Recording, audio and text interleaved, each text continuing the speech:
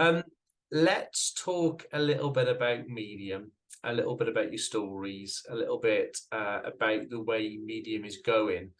Let's start by asking you, have you got a favorite story that you have written? My favorite story is the one about my parents finding my mother's diary and reading how she met my dad. Hmm. And that is my very favorite. They had this great love story. I could never live up to that. When my mother was dying, I was the only one sitting there with her, and she was fading, and she was looking right at me, and I said, "Mom, you did everything right in life. You did everything right. You were a wonderful mother. You met the love of your life. You married him. You stayed married to him. You loved him until the day he died." I said, you made money. You took care of your child. I said, I can't think of a darn thing you did wrong in life, Mom. So I see ya. can I can only imagine how that must have made her feel. That must have I been hope. such a lovely thing for her to hear. Yeah,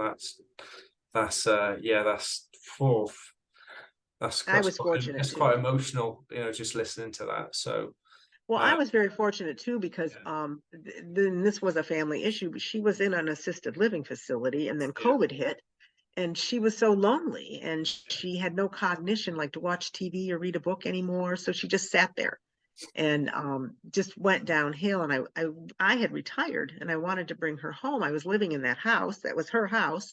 Her and my dad built that house. And uh, I wasn't allowed to bring her home. yeah. I got her home though. I got her home and she was home for 2 hours and she passed away. And my other siblings were there and they had dispersed and left and I was the only one sitting there with her and I think she just wanted me there only. She always told me that even though I was the black sheep of the family and the bad child, I was still her favorite. So I was fortunate that I got to hold her hand like that. Yeah, the powers that be. I mean, that's how she would have wanted it, I guess. Obviously not, I don't know her, but being home with her favorite daughter in her home, listening to the words that you said to her. That's It was true too. nice. It's like, oh, I'm so jealous of you, Mom.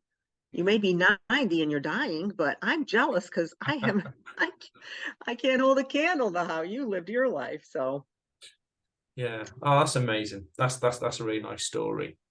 Um, Now, tell me about a story, or I don't know whether you'll know this or not off the top of your head, but what's been your best performing story? okay, my best performing story. Most all the best ones are my dating stories. Yeah, Everybody likes to read about, yeah, especially that online dating. 100%. Yeah, And then the addiction, the alcoholic ex-husband and the drug addicted daughter.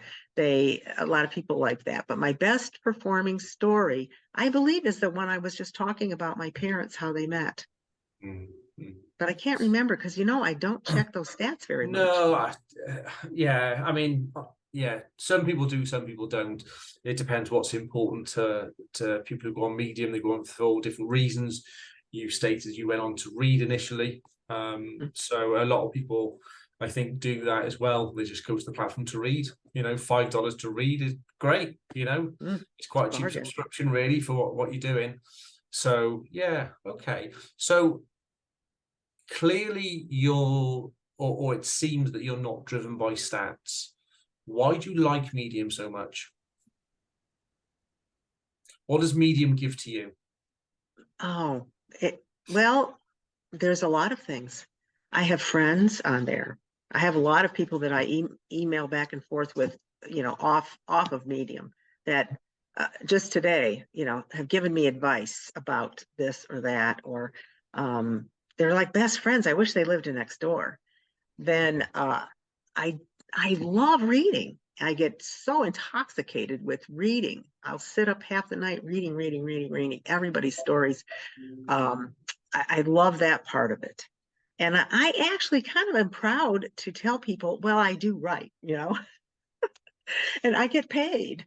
I get paid to write. I mean, they don't know how much I get paid, but they're like, really, really? I said, yeah, I got to get home. I've got to get a story. I have a story I'm working on. I've got to get home and finish my story so I can publish it. And people are impressed with that. So I kind of use Medium as to build my ego. Since I retired, and I do have a few part-time things that I do, but not like Medium. So what I get out of it is just a lot of personal satisfaction, and thousands of dollars a month. Just kidding, of course, but I just really I get more out of Medium than they get out of me. That's for sure. So that's why I'm there. In terms of your articles that you write, I would normally ask at this stage about inspiration and where you get that from, but it's quite clear where you get that from. Is there a kind of type of niche, or maybe a type of article? You mentioned fiction that you tried and you didn't feel you were much good at, but is there a particular topic that you'd like to possibly start writing about in the future? Or is there a particular publication you think, wow, if I could get into that publication, I really feel as if I've made it, let's say? Well, I have traveled a lot, and I have written travel stories, and mostly, I mean, people just don't want to know, oh, well, you went to Egypt and you saw pyramids, and they want to know like a little personal something that happened at that time. And so I try to find something in each one of those little things, like dropping my phone in the toilet in Jordan, and being without a phone is horrible, bad enough in the US, but in another country. But I would like to write more about traveling, and I don't get a lot of attention with my travel stories. So, and there are some writers out there that really, really write great travel stories. So, but I'd like to get better at that. Okay. I mean, there's interest. You said you don't get a lot of reaction from them, let's say. But is that your writing? Do you think, honestly, do you think that's the publications you'll go into? Or do you just think that you've grown an audience that really wants to know more about Klara? I do think that I have an audience that is used to me writing about my, everybody probably thinks, gosh, that poor Klara, she must be depressed all the time, because I write so much about, bad things, but I have actually a wonderful life. And bad things do happen. But I think they don't go to my travel stories. And I do always publish them into one travel pub. And but some of them have made a big splash. I wrote about this black mamba snake in South Africa that came up and shocked us, and I got a lot of stories. Actually, a lot more outside reads on that one than inside. But yeah, I think that at this point on Medium, they're used to me writing about crazy dates, crazy family members, crazy children, crazy events, and probably think I never leave, the state of Ohio, but I do. So I'd like to get a little more exciting articles written about travel. Yeah. Okay. Fair enough. Have you ever been to the UK out of interest? Yes, I've been to England. Yeah. I've not been to Wales. I think I'm sure I've had this conversation with you before, actually. I'm sure I have, and you told me that you've been across. Do you say you went to Scunthorpe? I can't remember. I'm sure I spoke to you about it. Where did you go in England? Oh, we just went to the London and London Bridge, and Buckingham Palace, and the usual stuff. We took all four of our children to Europe, and wow, the youngest was 10 and the oldest was 26, and we went to 5 countries, I believe. England, France, Switzerland, Austria, and Italy, and in like a 3 weeks whirling vacation. It was wonderful though. We had a wonderful time trying to keep track of those kids though. It was before phones. And I, hmm. so I have I've never been to Italy. It's one place I'd like to go. Was that a nice country? it was and we did see a lot more in Italy. And yeah, I'd go back in a minute. But there's so much I didn't get to Yeah. see. So it's such a big country. So I would like to go back there. But my brother and I travel together, and so we tend to want to go places we've not been, Yeah, of course. because there's such a big world out there, Yeah. and so much to see. And COVID messed that up a little bit, but we're back. We went to Africa. We went to Kenya in August, and we're going to Cambodia next April. My brother is married. His wife does not like to go on long flights. So they travel together. But when we go on these faraway trips, she lets him go with me. Oh, that's nice. That's Thank lovely. goodness. Nobody else I know will go to those places. I'd never get to Oh, go. fantastic. So when you joined Medium, comparing it then to how it is today, how much do you think it's changed? And do you think Medium's changed for better or for the worse? You know, everyone talks about the algorithm, and I will say that my very first month on Medium, when I started writing about my daughter, was the month I made the most amount of money in this over a year now. That each month it seemed like, I don't know. I guess maybe, I, like I say, I don't watch the stats too much, but I don't make as much each month as I used to, and I think, oh, that's just the algorithm. But I did write to them about giving us credit for listens, and I think I told you about that. You That they did, gave me this roundabout reasoning how they count a listen. But I can put you on talking and go to the bathroom and go make coffee and come back here and sit down and write you a little comment. Does that count? How do they count that? So that part, I don't really like that. I don't like that they started the listen thing. But otherwise, I think it's pretty much the same. I haven't noticed a lot of difference. But I just do Yeah. my little thing in my little corner. I remember talking about the listening subject with you, and of course they brought in those tips. That I did have a couple of tips at the start, but nothing since. So they brought that in as well. Okay. I mean, a lot of conversation or current conversation with Medium is, of course, AI writing. What's your views on AI writing? I don't know that much at all about it. I wouldn't even know how to go about even having that happen. I wouldn't do it. Yeah. I mean, I've got my views on it. Essentially, AI writing, that there's platforms out there, mainly subscription based, where you literally go in and say, write me a love story, and it will write you a love story, and you publish it, and then you get credit and get paid for it. Yeah, I'm not a massive lover of it at all, but Not too creative. Yeah, I mean, I don't think you could ever claim that as you've written that story, because quite clearly you haven't. I'm sure people edit bits out of it. For me, it's plagiarism. Cheating. That, It's that, that, cheating. that's what I think it is.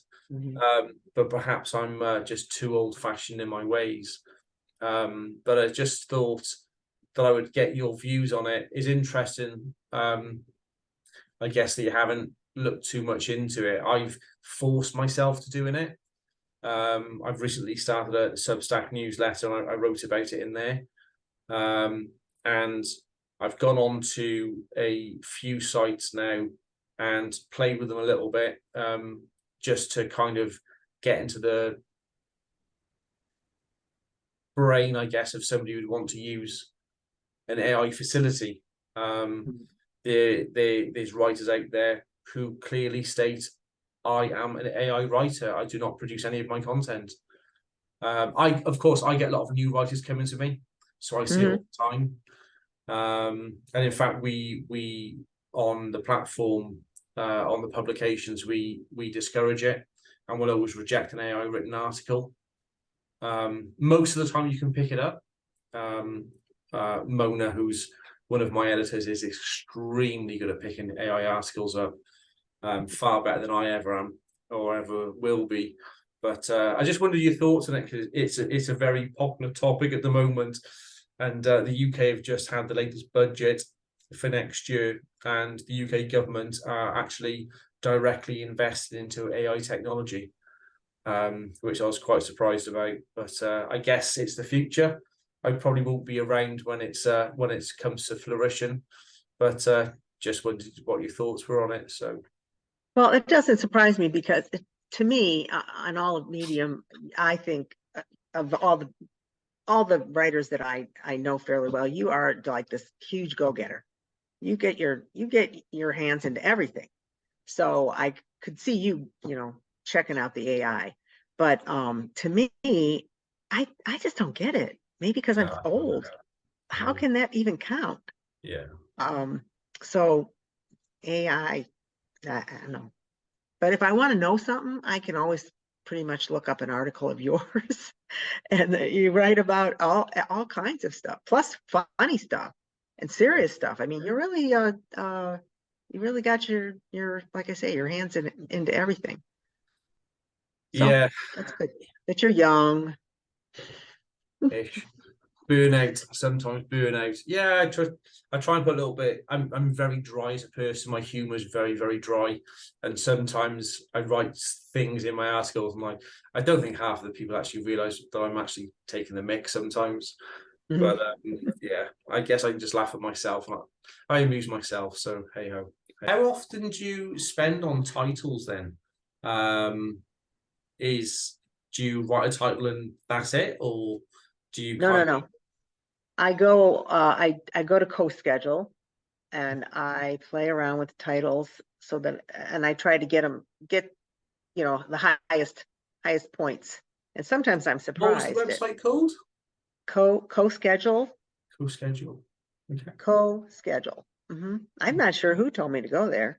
And There's one or two that I use every now and again, but I've not heard of that one, so I'll try and search that one out.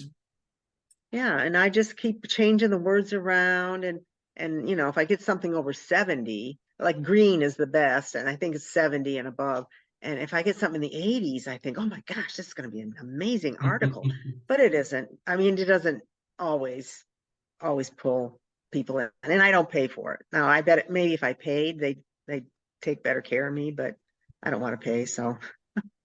But I always run my titles through there. And sometimes I'll just get too frustrated. I think I have a great idea, but I cannot get a title that will sound good.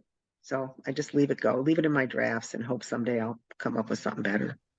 Wow, that's But crazy. I have crazy. How much effort do you put into pictures then? I don't put a lot in because I don't either. No. of the concern about copyright. And I try to sometimes I'll just run and take a picture to put in there, just because it'll be my picture and I don't have to worry about that. The one I'm doing right now, I have pictures and they're my pictures, so I can put those in there. But for the most part, and a lot of articles need pictures, and I love the ones that are written around pictures. Some of the excellent photographers on Medium. I love going through those articles, but I don't spend much time at all. I get frustrated. I just put a picture on there. I was writing an article about committing suicide. I know this is not a good subject, but I was really down the other night, and I came up with this great title, had got all kinds of points, and I started writing, and I thought, oh man, what kind of picture do I want to put on here? Like a noose or a coffin. It was so macabre. I just deleted it, thinking if I put this, I will offend so many people and I will look like an idiot. get out of this bad mood.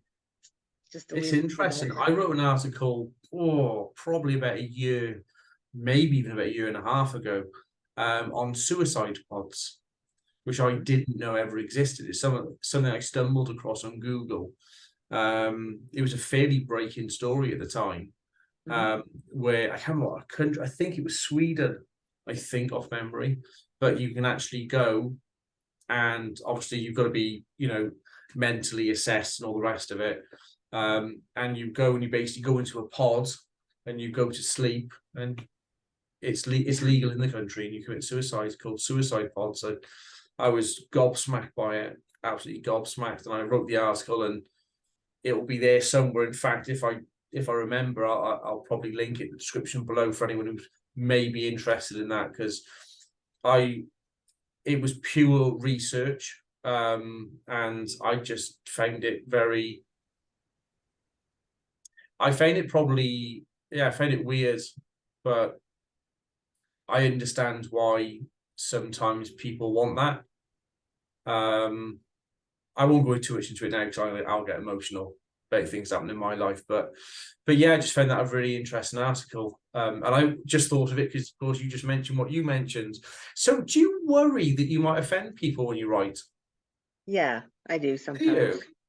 Um, because if I make a title, and by the way, I do think I read that article of yours, and I'm pretty sure it is Sweden, because I was interested in assisted suicide in the United States. I think there's maybe 7 states that you may be able to do that. And some articles I've read are just heart-wrenching that these people have successfully been able to do that, though. But yes, when I write about addiction, a lot of times my titles will upset someone. That I write addict, and it's supposed to be substance abuse. And they come up with nice names for alcoholics or addicts. My daughter's an addict, and I have gotten offended people by putting that in the title. I think that's what draws someone to read it, though. I agree. Is when they see addict. And so I that's about the only thing that I ever am concerned about, offending anyone. So far. Don't really get very many mean comments. I've never blocked anybody yet. Well, I have quite a few. Not one person. And a lot of times, if I get a rude comment, I will send back and say, you're right. You have a good point there.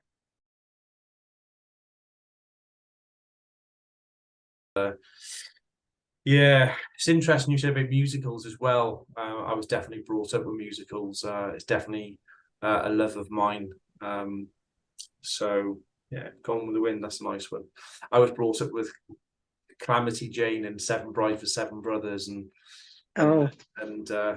musicals like that. So The West Side Story, and I don't know whether you've watched any of these, but yeah. Yeah, I have. I don't watch TV much at all now. Rarely do I watch TV. So I don't know what's trending right now. But I do believe that I was a person before. I don't know if you've ever heard of the movie The Lobster. Colin Farrell stars in it, and Rachel Weisz, I think it is. Okay. Yeah, it's bizarre. It's very bizarre. But some people come back as those kind of weirdo things, like who wants to come back as a lobster? But it's not a bad movie. It's just dark, very dark.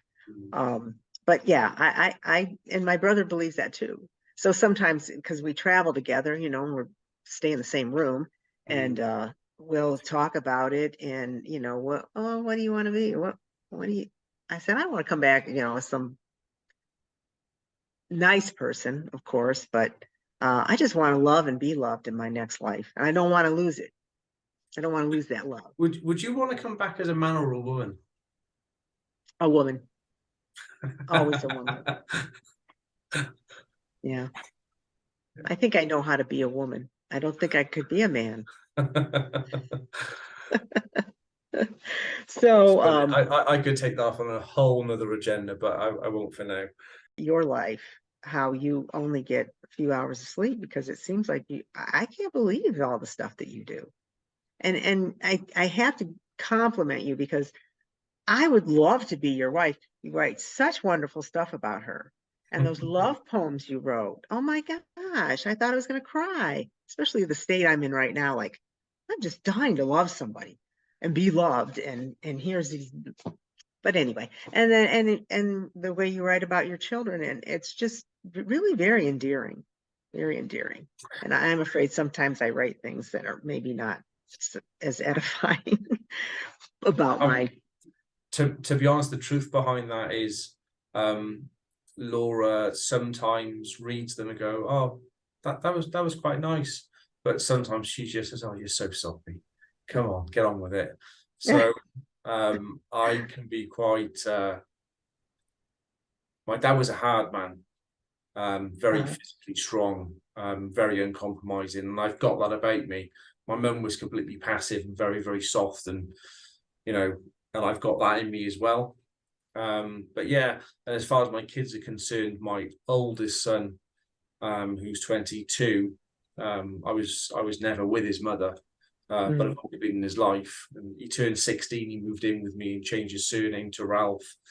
And we've got an amazing relationship, but I've always considered myself to be a part-time dad with him, not through me not wanting to be. So yeah, I've always wanted him with me. I've always been part of his life, but I always felt that circumstances meant I couldn't be the dad that I wanted to be with him. So when I've got my two little angels now, I think I'm even more driven with them, because I couldn't give my son what I felt I could have given him, not in terms of money or anything like that, but just time together. Because his mum lived about an hour and a half away from me. So I would work 5 days a week. At that time, I was doing a Monday to Friday job. I would finish work on a Friday, pick him up, and then take him home quite late, and very often get shouted at by taking him home late on a Sunday. But I just wanted to spend as much time as I could with him before he went home. So That's very honorable. What you did was very honorable. When I first read that, I thought, really? This guy's young. He's probably want to go out on dates and go away for the weekend. And here he wants to be a part of this child's life, where a lot of men would be, see ya. So I thought that was very honorable, very interesting that you had that desire in you to be with that boy. It's not his fault. It's not his fault. He didn't have to be brought into the world. I got part responsibility, and I've always been very family orientated. I just feel that it's not his fault. It's not his fault at all. So It's interesting to have you say that, because, I mean, obviously my oldest daughter knows that I didn't want to have her. I didn't want to be pregnant. yeah. And I have told her ever since she's been able to understand how much I love her, that it's not her fault what happened. But I wonder sometimes if in the back of her mind that drove her to feel insecure in life and start taking, but she didn't start taking drugs till she was 20. But she was very rebellious, and she was very spoiled because my parents wanted a baby and that I was the incubator. So, but I think the same way you say, well, it's not his fault, and it wasn't her fault, and I wanted her to know. I still talk to her about that if I ever get to talk to her, and she swears, Mom, that's not it. Mom, you did absolutely nothing to drive me to do drugs. I did it all on my own. She even wrote me a letter saying, I know you love me. I know you've always loved me. Because I had a guilty feel. I felt guilty. Like, here's this child that knows I didn't want to have a baby. So is that going to hang on with her all of her life? It's not her fault. Just like you said, the boy needed a father, and well, you rose to the occasion. That's just really honorable. It is. It's Yeah, very rose to the occasion, honorable. yeah. Yeah, So, it's interesting. I mean, my relationship with him is very, very good. I will never, and I have never said anything bad about his mother. Even if he comes and complains, I will say, look at it from your mum's point of view, you know. mhm. So I just think that's really, really important. Yeah. Yeah, that is interesting, because my son definitely has an issue with his father, and especially right now. But I will never let him talk about him. Never let him say anything bad about him. You know, that is your father. He did a lot of really wonderful things for you.